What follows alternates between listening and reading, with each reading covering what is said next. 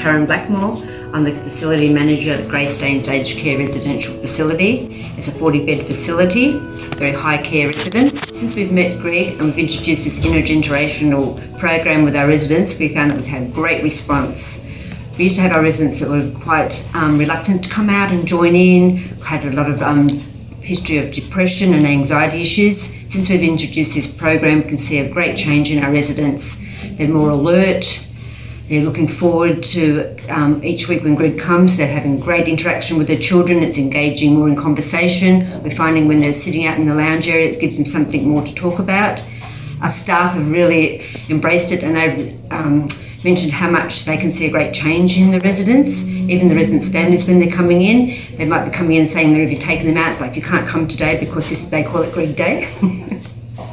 They really enjoy it, but when they see the children, they're absolutely loving it. It's actually bringing them alive, and it's giving them a lot more, I think, life and enthusiasm. And as one resident said, it gives them something to wake up for every day.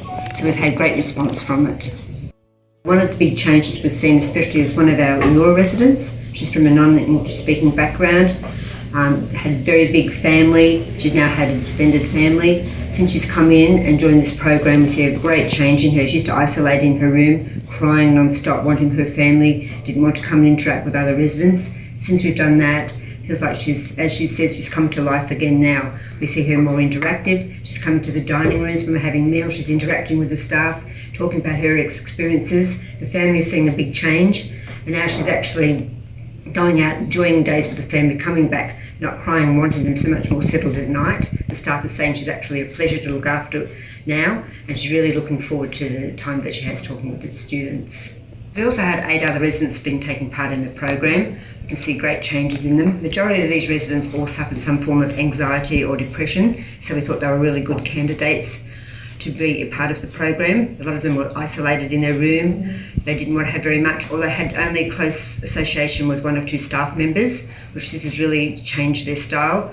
They're going, as I say, they're going out more, they have a better outlook, they're comfortable, they're actually more settled during the night. We're having less of them calling in for staff. I'm pressing the buzzer at night because I think they're settled before they've gone to bed. We started a small program in the evening where we have supper, we sit down, we might just put a movie of the night on, sit down and have some reminiscing time, so they've given a lot more to talk about and engage with other residents and staff. So we find that's had a really good impact, and it's carrying us through to the morning. The family's actually saying that they're not getting a lot of the negativity when they're coming to visit or when they're doing the phone calls. They actually feel like they've got some conversation and something to add.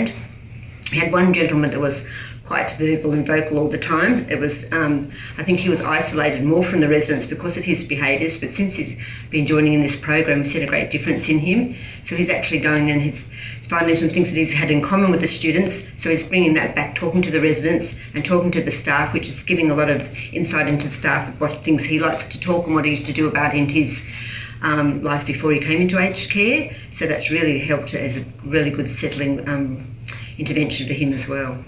One prime example we have of one of our residents who used to be quite depressed. He had an estranged marriage from his family and his wife.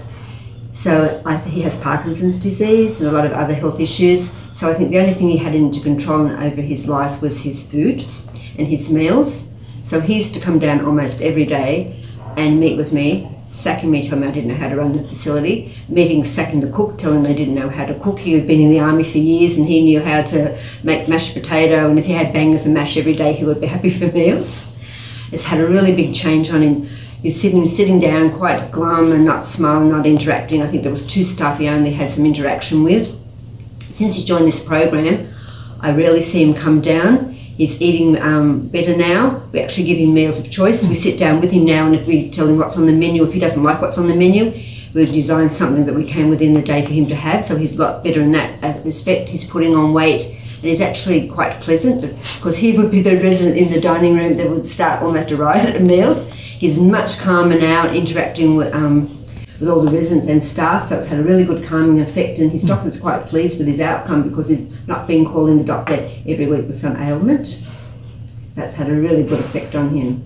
Another resident that had a long association with Southern Cross, his wife had been here and been palliated, passed away, so he thought this was the place for him. When he came in, I think he didn't realise how much aged care had changed compared to when he looked after his wife, and it gave him a purpose coming every day to actually being in here, and he actually became a resident. So part of this program's been really uplifting for him. So if we have any little poems or stories or anything to write, we go to Norm now. So we put him in charge of that part of it, so he feels like he's leading the group, and that's really been a big inspiration for him. So he comes almost every day with some little poem or story that he's written that we might be able to appropriate to talk to the students about, where the school kindly donated a television to us, which the residents are so overjoyed with, and the family passed it on to the families. So Norm instigated to get a card. He wrote a poem. We had it put into the card for the school. We got all the residents to sign it. So he's been overjoyed at that. So he's taken that on as his role now. We also have another resident that's been in our care now for about 6 months, but he had a long association with Southern Cross. His wife was here for 3 years, and he had such a caring, loving husband. He would come every day, spend majority of the day here, showed such empathy towards his wife and to staff and to other residents. He would sit and hold her hand, he would feed her. When she was able, he would take her for walks out into the garden. As she deteriorated, he'd become wheelchairs, as she became bedbound, he'd just stay and sit all day with her. He'd help with a lot of the personal care, with her feeding. He'd sit down, he'd write little stories for her and read to her. He'd go to our kind of a rose garden out in our back area. He'd go and pick a rose just almost every day, put it down by the bed for her. He'd be sitting down, it'd be lovely to hear. He'd sit down and be reminiscing about, he was a school teacher, and so was his wife, so they'd be talking about when they first met, how they interacted with the school children, or the excursions and things that they went on, and how he really missed that. So he found so joyful now that he comes and he can try and relive a lot of those lovely experiences.